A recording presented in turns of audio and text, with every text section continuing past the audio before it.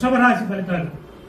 కృత్తిక 1, 2, 3, 4 పాదాలు, రోహిణి 1, 2, 3, 4 పాదాలు, మృగశిర 1, 2 పాదాలు. ఆదాయం 11, వ్యయం 5, రాజపూజ్యం 1, అవమానం 3. ఈ రాశి వారికి గురువు మే 15 నుండి ద్వితీయ స్థానమైన మిథున రాశి యందు తామ్రమూర్తి సామాన్య ఫలితాలను ఇస్తాడు. శని సంవత్సరం అంతా ఏకాదశ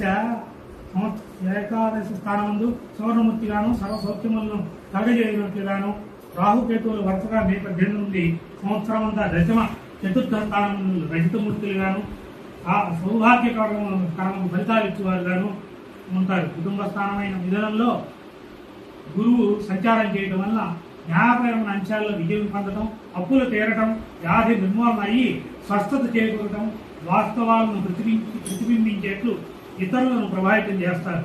వీరి సలహాలు సంప్రదింపులు అందరికీ అవసరమయ్యే విధంగా అందరి గౌరవ మన్ననలను పొందుతారు.